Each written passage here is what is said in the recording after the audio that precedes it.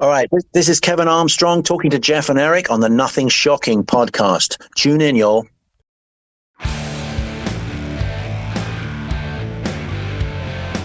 Want to know what's going on in the world of music? Then tune in to the Nothing Shocking podcast, a non-genre based, all ages friendly rock and roll program. Join us weekly for interviews with all your favorite rock stars from the mainstream to the underground. You can find us at nothingshocking.libsyn.com or anywhere you download podcasts.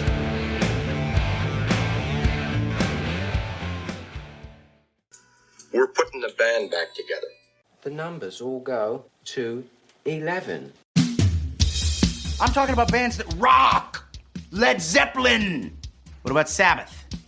AC/DC. Motorhead. Does that mean it's louder? Isn't it any louder? Well, it's one louder, isn't it? We're not worthy! We're not worthy! Why don't you just make 10 louder and make 10 be the top number and make that a little louder? These go to 11. I get up off the ground and raise my head. Days like this, think I should be dead. One for Satan, two for me. Let's cheat the devil, it's fun, don't you agree? Welcome to the Nothing Shocking podcast. I'm your co-host, Jeff Untied, and with me in Dog Bowl Studios is Coach Nez. You can find the Nothing Shocking podcast on Libsyn or any podcatchers. Like our Facebook page or follow us on X at No Shock Pod. You can also find the Nothing Shocking podcast on Rock Rage Radio every Sunday morning at 7 a.m.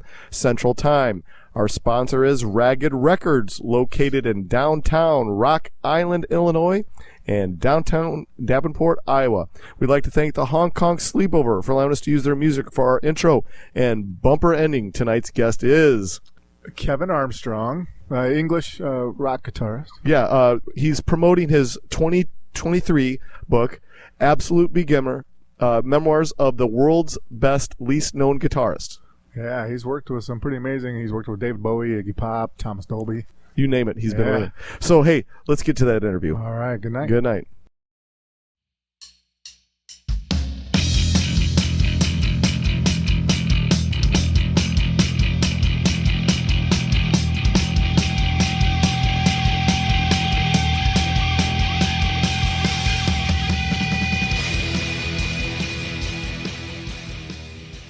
Kevin, welcome to the Nothing Shocking podcast. I'd like to introduce you, my co-host, Jeff Untied. Kevin, thanks for joining us today.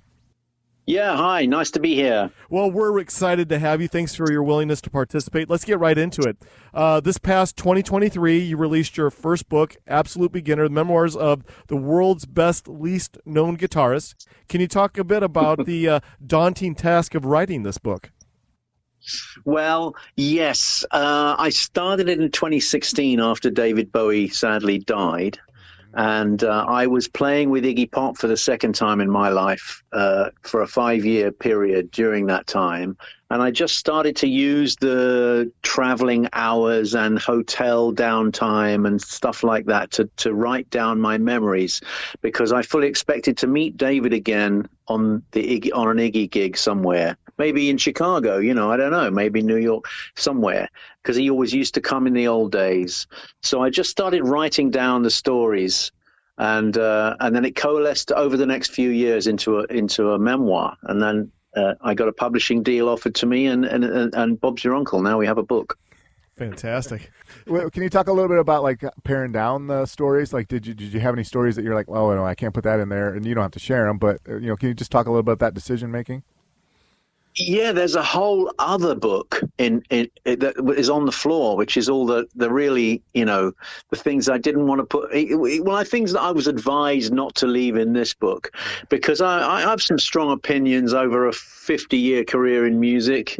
And, there are some people who, I've got honest things to say about, blunt things to say about.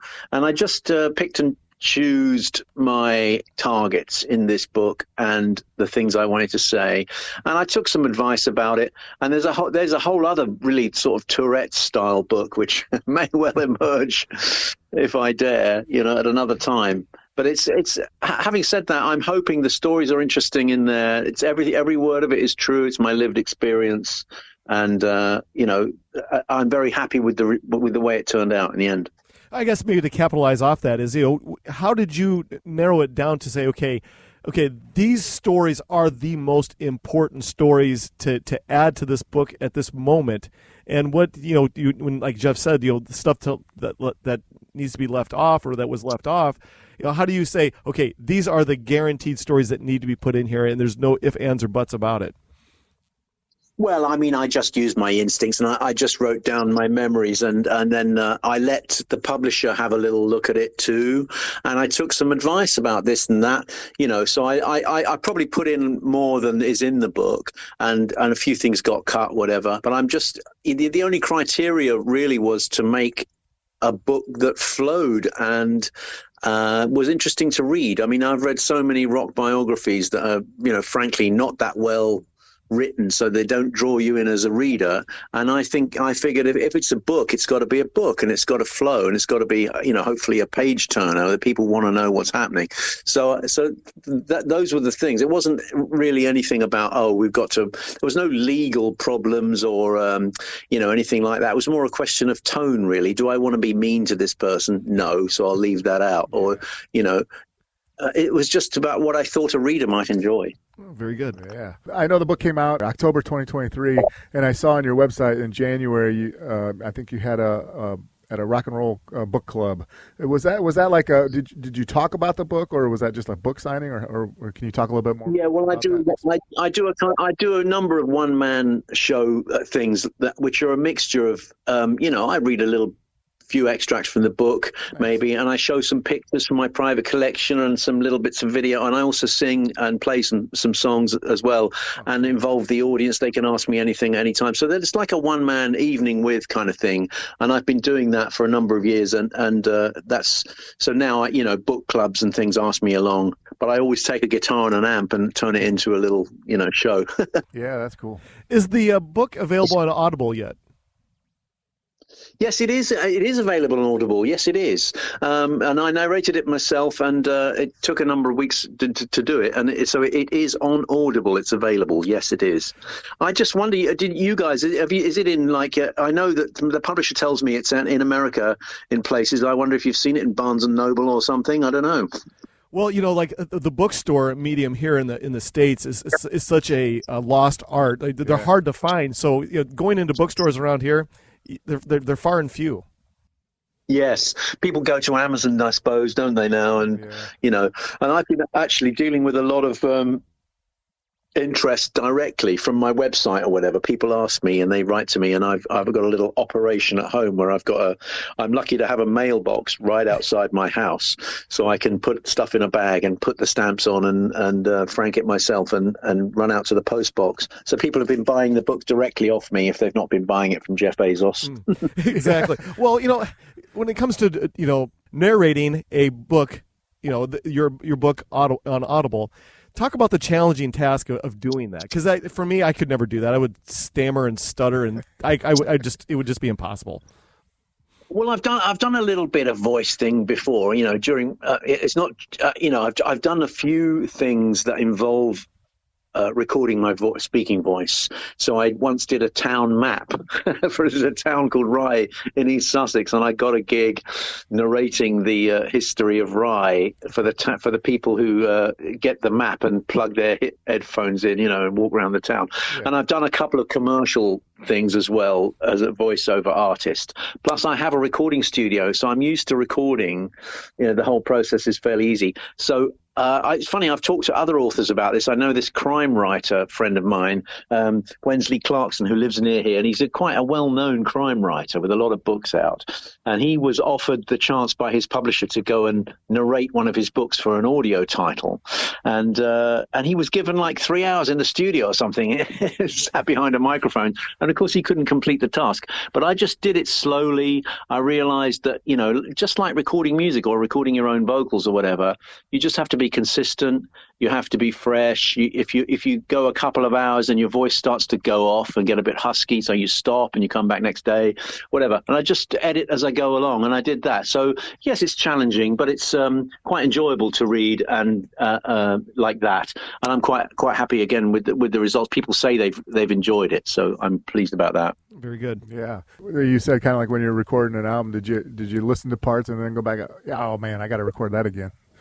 Well, I do that all the time. It's obsessively. I mean, because I have a studio at home, I'm constantly in the process of creating recordings. So that's all grist to my mill. I'm not in a situation where I have to, like some musicians, run in the studio, pay the money over, and then watch the clock and quickly get some result before the end of the day. Yeah. I have the luxury of being able to roll out of bed in the middle of the night if I like and go and tweak something if it's on my mind. So I can spend time tweaking things and editing things. That's part of my creative process, and it has been for many, many years. I think the first thing I did when I got a record deal when I was like in my early 20s was go out and buy some recording equipment, because my experiences of recording studios up to then had been so sort of anxious in a way, going in and then having to complete something within a certain time against the clock or against the budget. And it doesn't always make for the best results, So it's really nice to have the time to put in. When it comes to recording a book on Audible, did you have a deadline? Like the book had to be completed, the narration had to be completed at a certain time, or did they just kind of give you the freedom to, finish it when you finished it? Well, when you say they, there is no they. I mean, Jawbone Press have published the book, itself, the physical object. Yeah. But when I said to them, do you want to do an audiobook? They said, listen, you go ahead and have that and do that. So I'm completely independent as far as the audiobook goes. It's not part of Jawbone's deal. So they've just let me do it. So there was no deadline. It was the only deadline was, to accompany the physical release of the book, to try and get something up there so I could just put a sticker on my website saying, hey, it's on Audible too. So that was it, Oh, fair enough. Yeah. I had some free downtime late last year, because these days I kind of pick and choose what I do more. So if I want to do something like an audiobook or finish my album or something, I just take some time out and don't accept any gigs or anything for that period. So I had like a 6-month window where I could just do this, concentrate on the book and getting it out. Oh, very nice. I'm a lucky guy, man. I'm just, I've been doing this a long time now, and it's nice to have the time to put into creative projects. I don't imagine I will ever be Taylor Swift, but it's nice to have the time to make something to leave behind a little bit, Yeah, very good. Yeah. In 2019, you had a solo album called Run on Wishing Tree Records. Can you talk a little bit? Is that your first solo album? And can you talk a little bit about? Well, it's not my song. Well, it kind of is my first solo album. I mean, I was making albums. That's how I started my career, is like wanting to be an artist. Before I got diverted into being a sideman and realizing, I wasn't ready to be an artist at that point. It wasn't maybe my manifest destiny, So I ended up playing with Bowie and Iggy and all these other people and enjoying that. But I've gone back to it like now, because I'm always writing, I'm always recording. So I've gone back to it now and thinking, I want to get this out there and leave it behind as a physical object. So, so I have a little bit more time to spend now on songwriting and recording and getting those things right. So have you guys heard the album? Have you checked it out? You probably haven't had time. I did. Well, I did. And one of my favorite songs on there was the Leukocytes of Love. Can you talk a little bit about Everybody picks that song out. Yeah. That's a really cool song. Yes. It's probably the rocker on the album, but what drew me was the leukocytes is in your blood, the part that fights off viruses and stuff like that, and you're talking and put it into a love song. Can you just talk a little bit about that? Well, it was that song's actually, I mean, I wrote it about 10 years ago or something like that. So the songs on that album, it came out in 2019, but it's the result of 8 or 9 years of writing and picking out things and weeding out things. So by the end, so I've always got these things lying around. There's no hurry with that. I'm not trying to be completely current and say, I must jump on the latest bandwagon and make a modern sounding record. I'm not really interested in that, because I think that really good music lasts, and it doesn't matter if you wrote something 6 years ago. If it's good, and someone will dig it somewhere, So that's what it was. So, and as far as the lyric goes, Lucas Heights of Love, I don't know where it came from. I don't know where these things come from. I mean, I think about songwriting a lot, because having worked with some of the greatest, like David Bowie and Iggy Pop, are terrific songwriters. I mean, there's no question they're sort of legendary creative artists, and it's really interesting. And I've talked to them a little bit about the process, and I've just observed what happens, and knowing them as people. And I figure the whole process of songwriting isn't always something you pin down or you target, or you have a plot in mind or a specific thing you want to say. Sometimes you just have to open yourself, and something nails down or sticks in a process, or a name or a lyric or a line or something, and you might not even know what it means, or but you just think that's a great little puzzle to leave in there, so then people can think about it. Yeah. So I'm sure Bowie did that right the way through his career. He left all these Easter eggs and puzzles and mystical kind of corners in the songs. And I'm sure if you asked him, he didn't have a great big Machiavellian sort of plot about those things. I think they were just puzzles and games he was playing with himself, and that's why the music has such depth in a way. You don't try and make it very prosaic and nail it down. You leave some mystery in it. Oh, very good. Well, at the current moment, you are recording new music for an upcoming Kevin Armstrong solo album. It's going to be released later this 2024. Can you give our listeners an insight to the whole process of this new endeavor? Well, it's very similar to the process of Run, really. I'm just collecting the songs that I've recorded over the last, I suppose, since I was back with Iggy again, since about 2015, 2016, and the songs I've been making since then. I'm just collecting them, and I'm weeding through. There's a real rocker, like Lucas Heights, there's a rocker called Drones on this record, which I think will be the flagship tune from the record. But again, it's a mixture of guitar, bass, drums, kind of rock things, and quite acoustic things as well. So it's sort of a singer-songwriter thing that I do when I make an album. I don't try and because I'm known as a guitarist, but I don't try and make a guitar hero album or something, or a showcase for my playing particularly. It's all about the songs for me, and it's just a harking back to my wish to be a songwriter, really. So I don't have a title for this current album yet, so I can't really trail that, so I'm still thinking about that. You spoke about, how these songs, you had them recorded for quite a while now, but as far as, the Kevin Armstrong vault of music goes, do you have quite a few recorded tracks that are just sitting, waiting to see the light of day?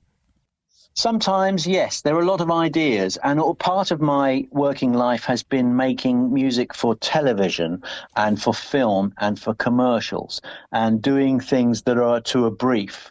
And when you do that, you get a high failure rate where the work doesn't get accepted or go through. It's a process of elimination. So what you end up with is a lot of really amazing ideas which are just lying around on hard disks, and so sometimes I go. Lucas Heights of Love was one of those. It actually was a jingle for a commercial. The riff that's on there, the monster bass riff that's on there. It was something I did for some sort of TV commercial pitch, and then it didn't go forward. But I dug it out, and I thought that's a really good idea for a song. So that's what I do. I've just got so much material hanging around in the studio because I'm always making music. So I just go back and plunder it and listen through and think, start cherry picking ideas out, And other times it's just me playing guitar for hours in the studio, and I write spontaneously like that, specifically for that project. So it's a mixture of both things, really. Oh, very good. Yeah. Can you talk a little bit about your influences for songwriting? As somebody who started listening to music in the early 70s, it goes back to the Beatles and the Stones and American things like Little Feat and Steely Dan and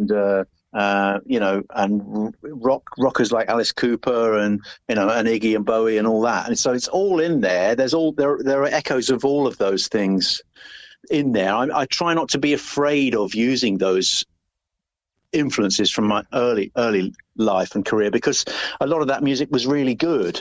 It's not a copy of anything, but I suddenly hear, sometimes I go back to something and I hear that, oh my goodness, that's from an Alice Cooper tune. It's sort of influenced by an Alice Cooper tune from 1973 or something. And I don't always try and pay attention to where that comes from. I mean, it'd be nice to be, I like some modern bands and a lot of things. And sometimes I just try and put myself in that headspace and realize I'm not really that. I come from an older place in terms of influences. So I try to be honest about that and just do what's honest, do what's honest to me, and the things I like. Very good. Recently, we interviewed Bernard Fowler from the Rolling Stones, and he did a spoken word, right? It was a cover album where he did Stones songs, but he did them in his own unique, different way. Have you ever thought about maybe taking some Bowie or Iggy Pop songs and recording them your way? Well, yeah. I mean, the first album, Run, has a Bowie tune on it, but it's one that I cut. It's outside. I had two ones. There's the song Run as well, but they're songs I co-wrote with him, and there's also a co-write with Morrissey on there. And so I haven't thought about doing, out and out covers, even of the artists I've worked with. So no, I wouldn't necessarily do that. I mean, having said that, some part of my one-man show involves I recreate Bowie songs with I use a guitar and a looper, and I do some Bowie songs like that, and I try and strip them down so that you can hear how wonderful his writing is with one or two instruments or layers and a voice. And I enjoy doing that, but I don't think I'd put them on an album. I really want them to be originals on my albums. Yeah. Well, fair enough. Oh, we've spoke to so many artists over the years. When it comes to releasing new material, they have different thought process on it. Releasing singles at a time digitally through the internet. Others are still, hey, the proper way is releasing a full-length album. For you, where are you at in your career? Do you still feel as though that the tangible product, the full-length album, or even an EP, is still the standard when releasing new music? I do like that. Yeah, I do like the collection of songs. I do think it's quite nice. I think that again they sort of tend to denote a period in time in your life or whatever, or a collection of songs that seem to go together in some way. And I like that. I don't have this gung ho marketing strategy about music. So I don't know what the best way to do it is. I know that obviously, I've got kids, and I know how people consume music now is completely different than it used to be. And people are very much more eclectic. They do playlists, don't they, which can encompass anything. And they don't necessarily want to, like I did when I was a kid, get the album, read the artwork, sit down, listen to the whole thing, side one, side two, and all the rest of it. But I'm still influenced by that, and I like the idea of releasing a collection of songs, which is like at least 40 minutes, I think, of music that goes together. And I like that idea still. Yeah, I mean, as I say, I don't understand the modern marketing thing about the internet so much. I'm not particularly involved in the kind of very anxious way that people have to, release things these days. I'm not interested in that. I don't really care who buys it or not. I just want it to exist, so that when I'm gone, there's something there. It almost feels like we're going in reverse when it comes to releasing music. It feels like, it's the age of the 50s again, where it's a one song release on a 45, except now it's digital. Kind of give us your thoughts on that. Yeah, I mean, I think it's just the way that people consume music and the formats that it's on now are so different. I mean, people buy a song on their phone and they listen on their phone. It's a completely different experience from waiting down the record shop for the latest David Bowie album in 1972 and then getting it home and treasuring the object and then listening in rapt attention. I think people are more distracted these days. Their attention span is very short. They hear a hook and they like it or they don't. It's just a different thing. I'm not trying to figure that out or cater to that in any way at all, because I still think that if music has quality and depth and structure and talent, then somewhere along the line, someone will like it, and that's enough for me. I think those things are kind of constant in the human ear, and those are great. There's all kinds of other fashionable ways that things get marketed or things get consumed, which really don't interest me very much. It's only the connection with the creative act and the listener. That's what's important to me, and I think that's based on physics to a certain degree. Do you know what I mean? If you go down the street and you hear somebody blasting techno music out of a car at deafening level, you just know that individual on a physical level is going to feel anxious, tense, angry. They're not going to be relaxed, you know. And yet if you sit down and you play, you know, a piece of bark or something in your home with a glass of whiskey, then it's a completely different thing. It's the physics take over at some point. So there is a thing about that. There's a thing about frequencies and harmony and rhythm and tempo, and all those things go into a creative act. And I think that if you relate to those on a physical level, that's what can inform the way you make music. That's for me, and that's what it's about. Oh, well said. Well, I want to get to the Lust for Life tour.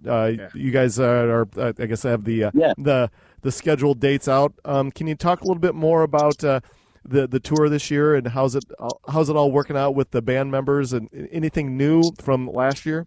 Well, we've got Clem Burke playing drums, Glenn Matlock from the Pistols playing bass, Katie Puckrick, she's an American singer, fronting the band, and we're playing the Lust for Life album, Iggy's album, Lust for Life, and plus some other bits from our careers. In other words, there's bits of Bowie, there's bits of Blondie, there's bits of the Pistols, there's bits of Iggy, other bits of Iggy, there's things. We've got Luis Correa playing guitar and Flo Sabeva playing keyboards too.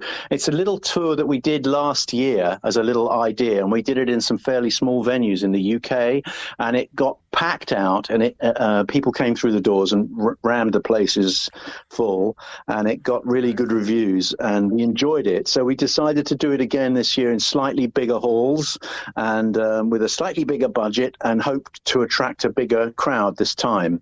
Again, it's nothing to do with me. It's a promoter who had the idea, a guy called Tom Wilcox, God bless him, and so we're doing it again, and we're just about to do it now. I've been doing all the homework for it over the past couple of weeks. Just had various band members in ones and twos down to my place to do the preparation, and then I'm going up on Friday to do a couple of days rehearsal, then we hit the road. I'm really looking forward to it. It's proper loud rock and roll is what it is, you know. Very good. I know that I don't want to be nosy, but Tony Sales is a podcast alum here. I know he's on tap to be originally to be on the tour. What happened with Tony? Why did he drop out? Do you have any idea? Yes, I do. I mean, I love Tony. Obviously, we were in Tin Machine together, and I last saw him in Hollywood when I was playing with Iggy there a few years ago, and we hung out, and it was great. And the original idea of this Lust for Life band was put together around Tony. We even ended up with T-shirts with his name on, stuff with his face on and everything. And Tony was projected to come and do it. And there was about a year run up. We talked about it, but when it came down to it, in the end, I think he underestimated the time it would take to get him a passport by about 6 months. Oh. So that's what happened. And 2 weeks before the tour, it was clear that Tony wasn't going to get the documentation to be able to travel.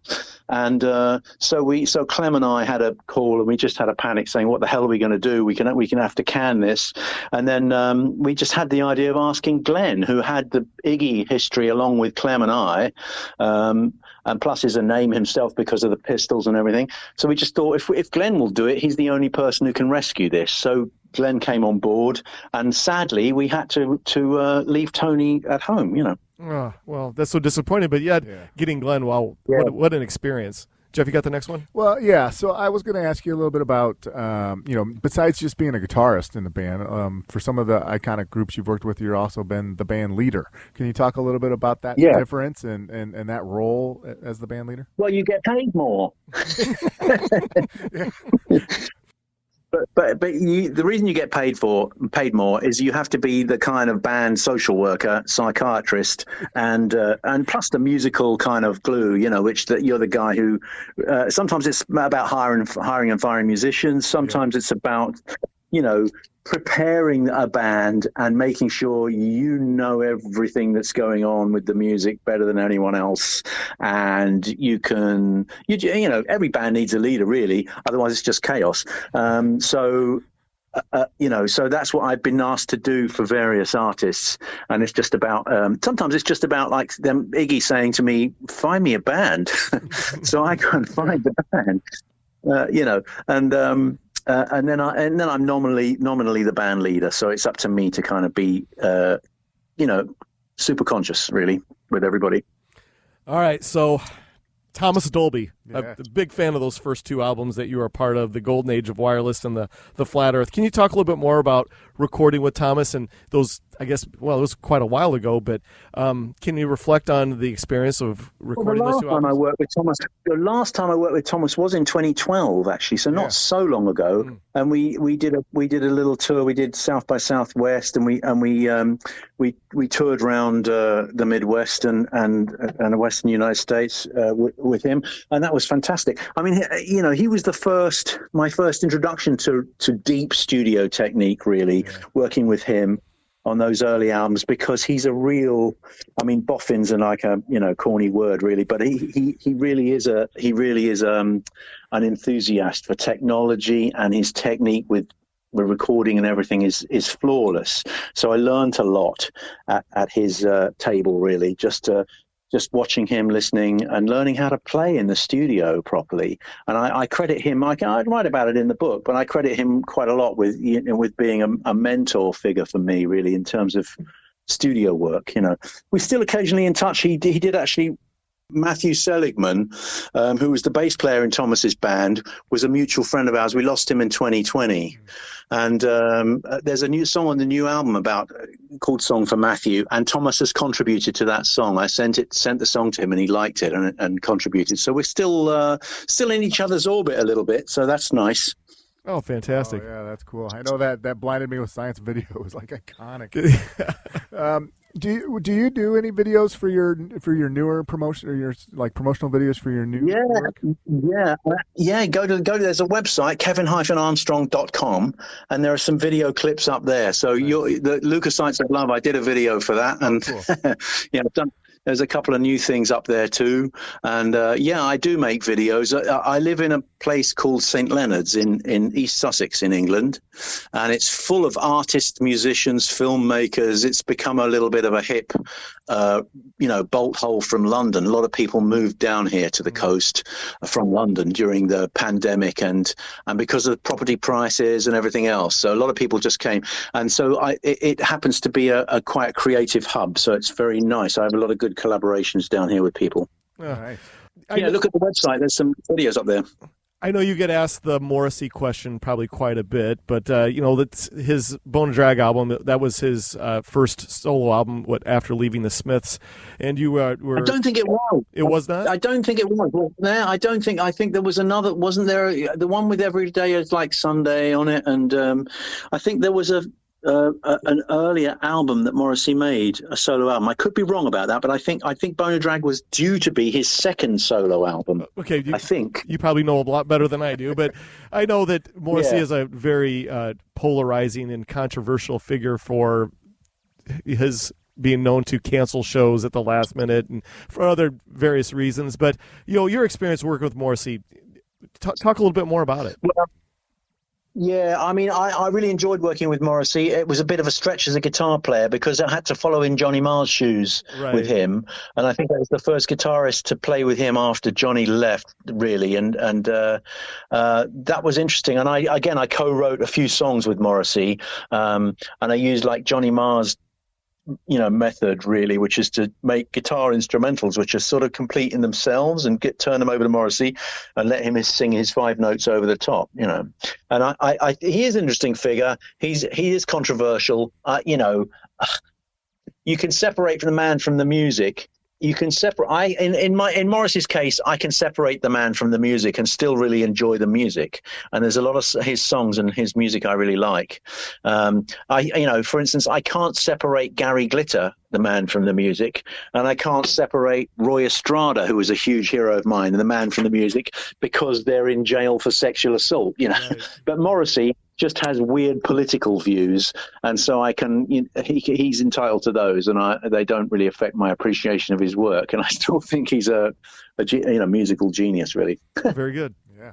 Well, I was going to ask you about 1985 Live Aid.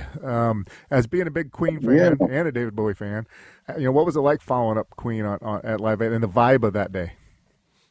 The vibe was really electric. I mean, that was the only time in history people have come together throughout the world to celebrate something positive, which is a desire to help a famine.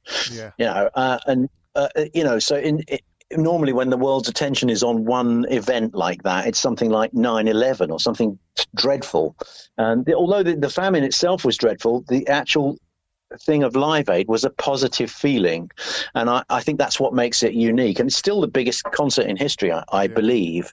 So it was very, very exciting. I did watch the Queen performance from the side of the stage. I was standing right there and worrying about how the hell we're gonna follow this. But we did have a sort of good front man, didn't we? So he walked out and there was a wave of love for him straight away on the day. And I think there was a recognition from the crowd that the band was an inexperienced young band that he just picked up really quickly. That was right at the beginning of our relationship, so I think that the crowd enjoyed it. We all joined in together to celebrate Bowie's thing, and that was it. They weren't expecting. We didn't have to be as good as Queen. We just had to be enough. Awesome. Oh, very good. Well, I have one last question for you, then we'll leave you alone for the evening. The mystery of rock and roll. You've been a part of the mystery of rock and roll, being with Iggy Pop and David Bowie. We go down the list of artists. But the dawning of social media has really taken away from the mystery of rock and roll. And, if we didn't have the internet, we wouldn't be podcasting with you this evening. But for you, the artist and the fan of rock and roll music, where's your headspace at? Do you miss the mystery and mystique of rock and roll, or do you like the new age of accessibility? Well, there's good and bad about all of it, isn't there? Of course, it's great to be able to do this sort of thing, to talk to you in the States, and that, and I think the connection with fans is good. So, I mean, I like the idea that I can be a small industry on my own now, and all I need is 1,000 fans to give me £10 a year or something, and then I've got £10,000 a year in income just from directly dealing with people. And of course, you can do that on the internet. You're only a click away, aren't you? If people want to talk to you or ask you a question, they can easily find you, and that didn't used to be the case. So I like that. I don't, I like the democratization to a certain degree. But the other thing is, of course, the floodgates have opened so that there's so much as a blizzard of stuff that wasn't there. The gatekeepers have all gone, so there's a lot of stuff which isn't so good, which is everywhere, and you have to try harder to be noticed, I think, these days. I don't mind. I mean, the internet is what it is. It's all part of our brains now, isn't it? It's a very different world, and that's fine. There's no point in moaning about what's gone. I was very alarmed when music started to be free, recorded music started to be free, and it was clear to me as a producer at that time that record companies were way behind the curve with that. I remember when the White Stripes released Elephant, was it? I mean, and they put out versions on what was it called? Begins with a Z, the old the first sort of free internet service. I can't remember the name of it now, but they put out loops, 30-second loops of songs lasting 3 minutes, and they released those on the internet as spoilers. So people still had to go and buy the record. They found the downloads, and they sort of I thought that was a brilliant thing to do. And I kind of said to various record companies I was working with at the time on productions, if you don't do something like this is going to kill you because it's going to be free within 20 minutes. And they didn't listen. They weren't really taking it seriously. So, of course, record companies and the whole system of development of artists now is different, isn't it? You now, instead of having an A&R department and a producer and a recording engineer and a marketing guy and a stylist and all the rest of it, you've got to do everything yourself now. And no record company will be interested until you've already got 500,000 followers. So it's a different world, different challenges. It is. Well, we're out of our allotted time for the evening. Is there anything that we left off that you would like to plug or promote? Well, just to reiterate the book, go out and buy the book. I've had a really good reaction from it. It's called Absolute Beginner. It'll be in bookstores in the States if you order it, or on Amazon. And look out for my new album. Look out for my website. Look out for my album. And I hope to be coming over to the States, sometime soon. Well, very good. Yeah. Well, this is how things are going to work out. We're about 2 weeks behind on our episodes, but once it's ready to go, Jeff, the editing wizard over here, will clean up all of our boogers. And then we'll send it to you immediately, and please share it wherever you possibly can on your socials. We'd appreciate it. I will do, guys. Yeah, nice to meet you. Thanks a lot. Thank you so much. It was an honor. Okay, thanks, guys. Yeah, I'll be in touch with you in about 2 weeks. Take care. All right, nice one. Bye-bye. See you then. Bye.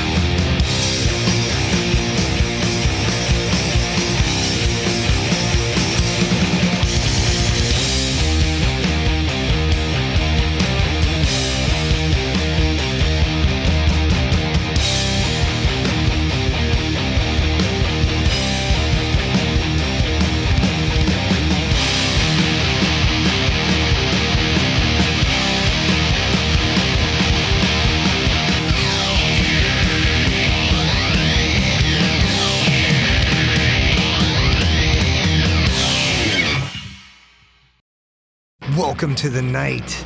You think you know Night Demon? Then the Night Demon Heavy Metal Podcast is for you. Step into the darkness as we peel back the curtain to give you an unprecedented, all-access look into the mind and the heart of the demon.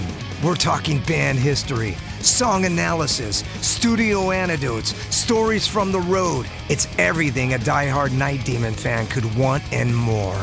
This is the only place to learn the inside scoop, the deep dive trivia, the untold tales from the band members themselves and those closest to the Night Demon story.